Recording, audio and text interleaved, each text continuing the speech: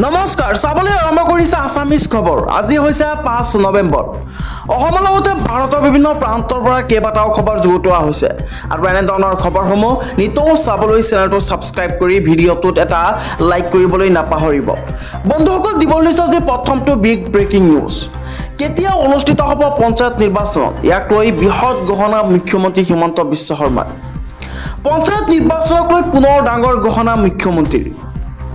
10 ফেব্ৰুৱাৰীৰ ভিতৰত পঞ্চায়ত নিৰ্বাচনৰ সকলো প্ৰক্ৰিয়া সমাপ্ত হ'ব ৰাজ্যত। পঞ্চায়ত নিৰ্বাচনৰ অধিসূচনা জাৰি কৰিব জানুৱাৰী মাহৰ ভিতৰতে ৰাজ্য চৰকাৰে। নিৰ্বাচনৰ ভোটাৰ তালিকা 30 ডিচেম্বৰৰ পূৰ্বে কৰিব চৰকাৰে এই প্ৰকাশ। দুটাকৈ পৰ্যায়ত অনুষ্ঠিত হ'ব ৰাজ্যত পঞ্চায়ত নিৰ্বাচন। সংবাদমেলত পঞ্চায়ত নিৰ্বাচনক লৈ কেইবাটাও ঘোষণা কৰিছে মুখ্যমন্ত্ৰীয়ে। পৰৱৰ্তী বিগ ব্ৰেকিং নিউজটো হৈছে মছজিদত নিষিদ্ধ হৈছে এইবাৰ লাউড স্পীকাৰ। মুছলমান সমাজক লৈ আন এক বৃহৎ সিদ্ধান্ত ইজৰাইলৰ। মছজিদত নিষিদ্ধ কৰা হ'ল লাউড স্পীকাৰ। মাইক ব্যৱহাৰ কৰি এতিয়াৰ পৰা দিব নোৱাৰিব আজান। মছজিদত লাগি থকা মাইক জব্দ কৰাৰ নিৰ্দেশ দিছে প্ৰশাসনে। আৰক্ষী প্ৰশাসনক মাইক জব্দ কৰাৰ নিৰ্দেশ চৰকাৰৰ। মছজিদসমূহক লৈও মাইক আঁতৰোৱাৰ জাননী দিছে চৰকাৰে। লাউড স্পীকাৰত আজান দিলে গ্ৰেপ্তাৰ হ'ব মৌলানা মছজিদ কৰ্তৃপক্ষ। ইজৰাইলৰ মন্ত্ৰী ইটাফৰ বেন গিবৰ এই নিৰ্দেশনা। ইজৰাইলৰ চৰকাৰে লৈছে এই বৃহৎ সিদ্ধান্ত। পৰৱৰ্তী বিগ ব্ৰেকিং নিউজটো হৈছে ৰাজ্যত বন্ধ হ'ল গো মাংস। মুখ্যমন্ত্ৰী হিমন্ত বিশ্ব শৰ্মাৰ কেবিনেটে লৈছে ডাঙৰ সিদ্ধান্ত আৰু সেই সিদ্ধান্তক প্ৰতিক্ৰিয়া প্ৰকাশ কৰিছে আমছুৱে। মুছলমানে কি খাব নাখাব সেই সিদ্ধান্ত লোৱাৰ অধিকাৰ মুখ্যমন্ত্ৰী হিমন্ত বিশ্ব শৰ্মাৰ নাই বুলি প্ৰশ্ন। মুখ্যমন্ত্ৰীয়ে পৰিকল্পিতভাৱে মুছলমান সমাজক নিষেধ কৰিছে। অসমখনক নিজৰ পৈতৃক সম্পত্তি বুলি ভাবিছে নেকি মুখ্যমন্ত্ৰীয়ে? জাতি ধৰ্মৰ মাজত সংঘাতৰ সৃষ্টি কৰিব বিচাৰিছে মুখ্যমন্ত্ৰী হিমন্ত বিশ্ব শৰ্মাই। হোটেল ৰেষ্টুৰেণ্টত গোমাংস বন্ধ হ'লে আন মাংস কিদৰে চলিব? কেবিনেটৰ সিদ্ধান্তত কোনো পধ্যেই আমছুৱে মানি নোলোৱাৰ হুংকাৰ প্ৰদান কৰিছে। গো মাংস সন্দৰ্ভত আমছুৰ কেন্দ্ৰীয় সমিতিৰ মুখ্য উপদেষ্টা আইনুদ্দিন আহমেদৰ প্ৰতিক্ৰিয়া। অন্যথা আন্দোলন হুংকাৰ আমছুৰ। পৰৱৰ্তী খবৰটো হৈছে মাজত মাত্ৰ 4 দিন। ডিচেম্বৰ 10 তাৰিখৰ পৰা লাভ কৰিব বহুকেইটা ভাল খবৰ। ৰাজ্যৰ লাখ লাখ হিতাধিকাৰীৰ বাবে ভাল খবৰ। ডিচেম্বৰৰ 10 তাৰিখৰ পৰা লাভ কৰিব বহু আঁচনিৰ ধন। মুখ্যমন্ত্ৰীয়ে সামাজিক মাধ্যমত দিছে এই ভাল খবৰ। শিক্ষাৰ্থীৰ পৰা বানাক্ৰান্তলৈ সকলো একাউণ্টত সোমাব এই ধন। শিক্ষাৰ্থীৰ মাজত বিতৰণ কৰা হ'ব চাইকেল আৰু স্কুটি।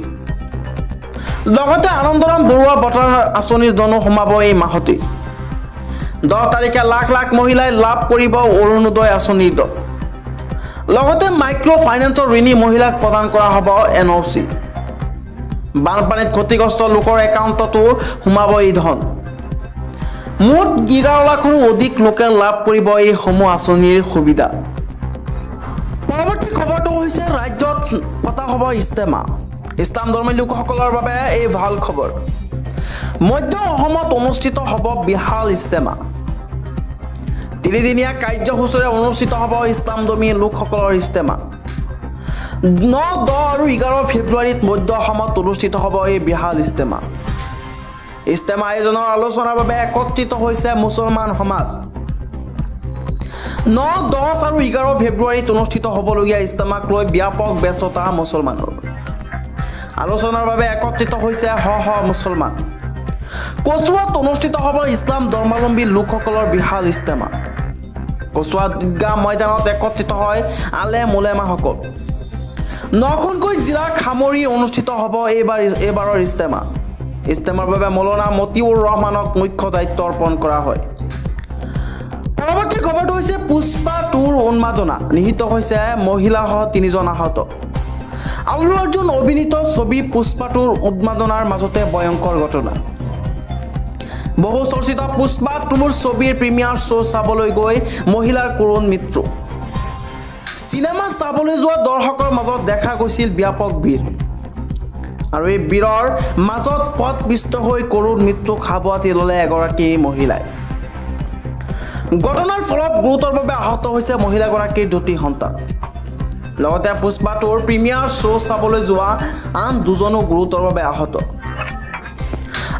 তিনিওকে ভৰ্তি কৰোৱা হৈছে হাস্পাতালৰ ICU হায়দৰাবাদৰ চিকৰ পল্লীস্থিত এটা চিনেমা হলত এই ভয়ংকৰ ঘটনা পৰৱৰ্তী খবৰটো হৈছে ৰাজ্য চৰকাৰে প্ৰদান কৰিব 7 লাখকৈ নতুন চৰকাৰী পকীঘৰ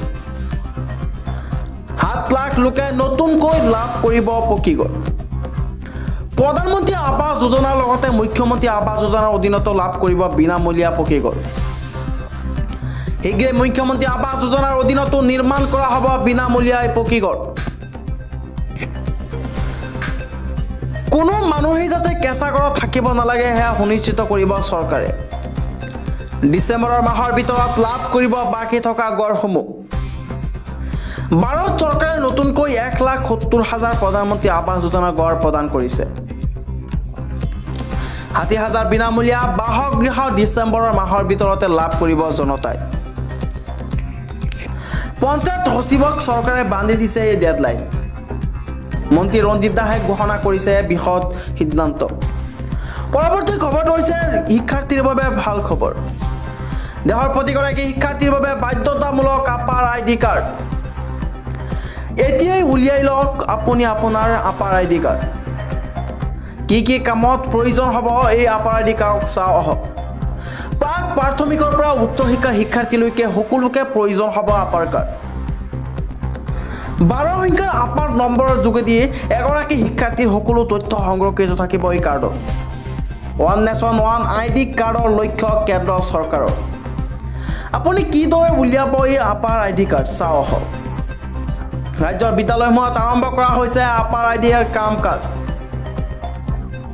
আপাৰ IDৰ বাবে একাডেমিক বেংক অফ ক্ৰেডিট ৱেবছাইটত প্ৰৱেশ কৰক আপুনি পৰৱৰ্তী খবৰটো হৈছে ৰাজ্যত বন্ধ হৈছে গোমাংস ৰকিবুল হুছেইনৰ বিৰুদ্ধে গৰজিত হৈছে এবাৰ নিজ সমষ্টিৰ ৰাইজ গোমাংস নিষিদ্ধক লৈ ৰকিবুল হুছেইনক জগৰীয়া কৰিছে একাংশ ৰাইজে ধুবুৰী থাংখত ৰকিবুল হুছেইনৰ প্ৰৱেশ নিষিদ্ধ কৰাৰ হুংকাৰ প্ৰদান কৰিছে ৰাইজে ৰকিবুল হুছেইনৰ বাবে গোমাংস নিষিদ্ধ কৰিলে অসম চৰকাৰে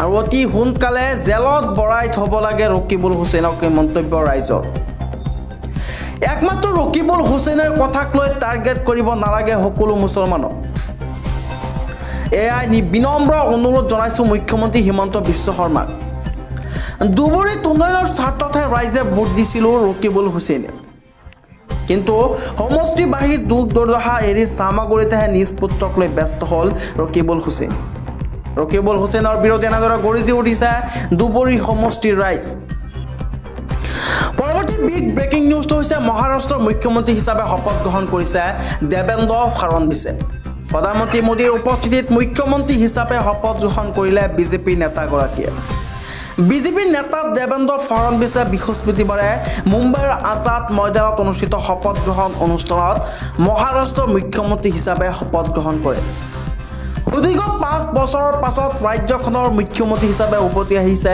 দেবেন্দ্ৰ ফাড়নবিছ এই শপত গ্ৰহণ অনুষ্ঠানতে একনাথ সিন্ধে আৰু অজিত পাৱাৰে ৰাজ্যখনৰ উপ মুখ্যমন্ত্ৰী হিচাপে শপত গ্ৰহণ কৰে শপত গ্ৰহণ অনুষ্ঠানত মহাজ্যোতি নেতাসকলৰ সৈতে মঞ্চত কেন্দ্ৰীয় মন্ত্ৰী অমিত শ্বাহ ৰাজনাথ সিং আৰু JP নাড্ডা আৰু অন্যান্য শীৰ্ষ বিজেপি নেতাসকল উপস্থিত থাকে অনুষ্ঠানটোত শ্বাহৰুখ খান ছলমান খান আৰু ৰণবীৰ কাপুৰকে ধৰি বলিউডৰ শীৰ্ষ তাৰকাসকলো উপস্থিত থাকে এই শপত গ্ৰহণ অনুষ্ঠানত উদ্যোগপতি মুকেশ আম্বানী অনিল আম্বানী অনন্ত আম্বানী আৰু কুমাৰ মংগল বিৰলা উপস্থিত থাকে এই শপত গ্ৰহণ অনুষ্ঠানত আজাদ ময়দানলৈ যোৱাৰ পূৰ্বে আজি তৃতীয়বাৰৰ বাবে মুখ্যমন্ত্ৰী হিচাপে শপত গ্ৰহণ কৰা দেবেন্দ্ৰ ফাড়নবিছে তেওঁৰ মাতৃৰ কপালত তিলক প্ৰয়োগ কৰা এটা ফটো শ্বেয়াৰ কৰে আৰু তেওঁ এই ফটোৰ শ্বেয়াৰ কৰি লিখিছে মাতৃৰ আশীৰ্বাদত এটা ঋতুৰ আৰম্ভণি আজাদ ময়দানত শপত গ্ৰহণ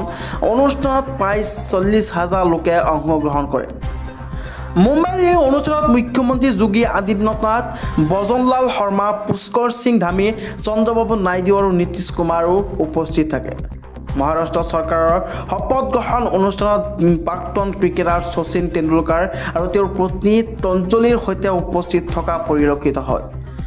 বন্ধুসকলে এনেধৰণৰ খবৰসমূহ নিতৌ চাবলৈ চেনেলটো ছাবস্ক্ৰাইব